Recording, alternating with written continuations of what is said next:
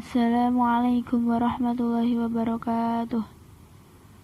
Bismillahirrahmanirrahim. Alhamdulillahirrahmanirrahim.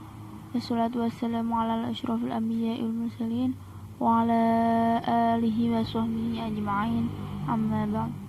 Alhamdulillah kita dapat melakukan presentasi tatap muka secara virtual pada matkul teknologi pendidikan. Semoga kita dalam lindungan Allah selalu, amin. Pada kesempatan kali ini, kami kelompok 7 akan membahas tentang peran dan tantangan agama Islam dalam teknologi kekinian. Yang pertama saya akan menjelaskan tentang pengertian teknologi. Teknologi adalah sarana prasarana yang diciptakan untuk membantu manusia dalam mengatasi permasalahan dalam kehidupan sehari-hari. Namun dengan seiring perkembangan zaman, maka pengertian teknologi menjadi luas dan tak terhingga, mencakup metode, software, dan ilmu pengetahuan, dan masih banyak lagi. Namun jika teknologi diaplikasikan dalam pendidikan, yaitu teknologi pendidikan, maka teknologi definisinya adalah teknologi yang dipakai manusia untuk membantu dalam dunia pendidikan. Contohnya adalah metode mengajar, software, dan pembelajaran daring, laboratorium sekolah, peralatan lab komputer, dan lain-lain. Yang kedua adalah peran dan tantangan agama Islam.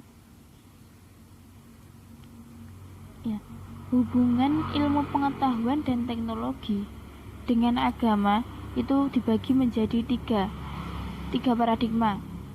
Yang pertama adalah paradigma sekuler, yaitu paradigma sekuler itu memandang bahwa hubungan agama dan ilmu pengetahuan iptek itu tidak ada hubungannya.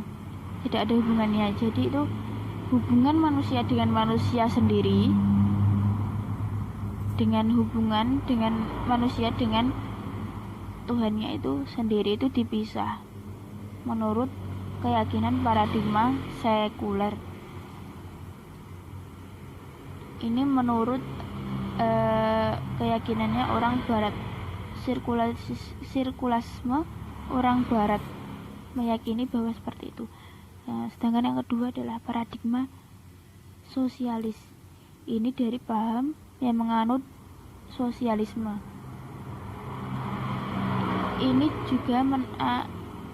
Paradigma ini juga menafikan adanya keterkaitan hubungan agama dengan ilmu pengetahuan dan teknologi, menafikan. Tapi ini lebih ekstrim daripada yang sekuler tadi. Ini sama sekali tidak ada hubungannya dan menolak. Yang ketiga adalah paradigma Islam. Paradigma Islam itu ada hubungannya. Karena apa? Di dalam Al-Quran, kitab sucinya orang Islam, itu bisa diyakini dan bisa dibuktikan dengan penelitian. Misalnya, contohnya adalah matahari yang terbit dari arah mana, dan banyak sekali. Dan proses penciptaan manusia juga ada, itu dapat diteliti dengan fakta. Nah, berbeda dari paradigma sosialis dan sekuler tadi, yang berpedoman pada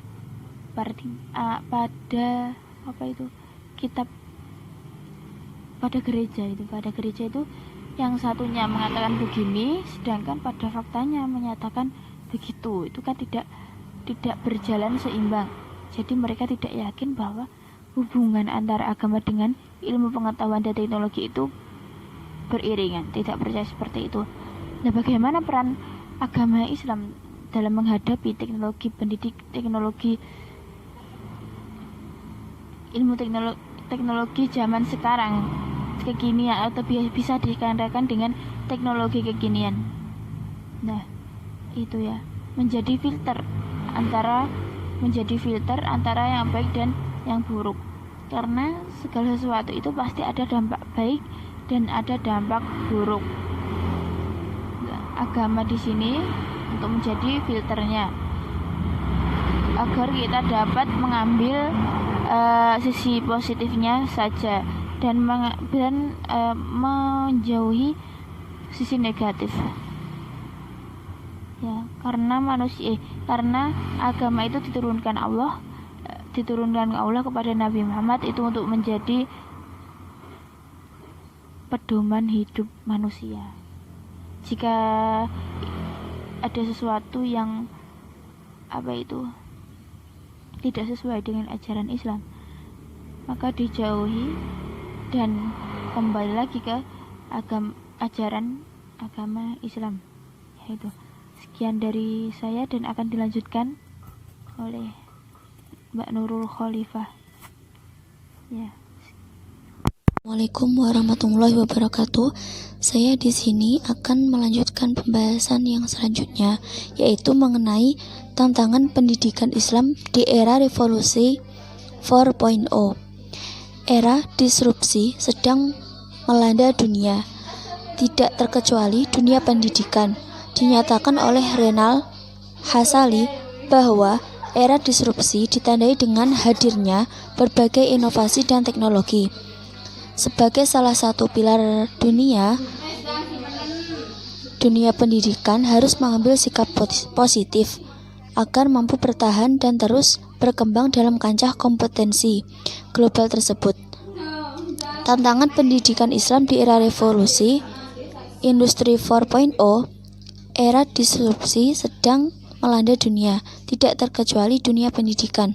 Seperti diketahui, dunia ini sedang menghadapi fenomena disrupsi, situasi di mana pergerakan dunia industri atau persaingan kerja tidak lagi linear. Perubahannya sangat cepat, fundamental dengan mengacak-ngacak pola tatanan lama untuk menciptakan tatanan baru. Disrupsi menginisiasi lahirnya model bisnis baru dengan strategi lebih inovatif dan disruptif.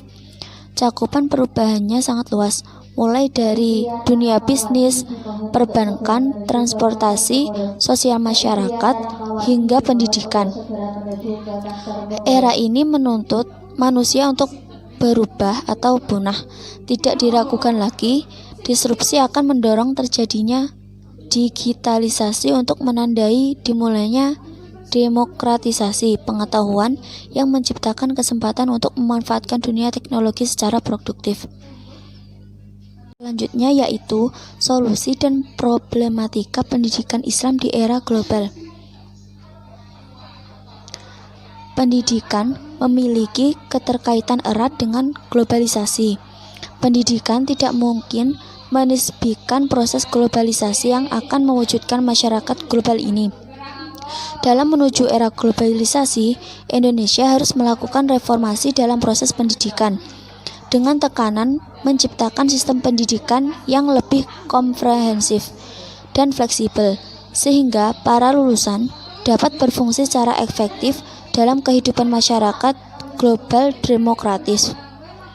Untuk itu, pendidikan harus dirancang demikian rupa yang memungkinkan para peserta didik mengembangkan potensi yang dimiliki secara alami dan kreatif dalam suasana penuh kebebasan, kebersamaan, dan tanggung jawab. Di samping itu, pendidikan harus menghasilkan lulusan yang dapat memahami masyarakatnya dengan segala faktor yang dapat mendukung mencapai sukses atau penghalang yang menyebabkan kegagalan dalam kehidupan bermasyarakat. Salah satu alternatif yang dapat dilakukan adalah mengembangkan pendidikan yang berwawasan global. Selain itu, program pendidikan harus diperbarui, dibangun kembali atau dimodernisasi sehingga dapat memenuhi harapan dan fungsi yang dipikulkan kepadanya. Sedangkan solusi pokok menurut Rahman adalah pengembangan wawasan intelektual yang kreatif dan dinamis dalam sinaran dan terintegrasi di dalam Islam harus segera dipercepat prosesnya.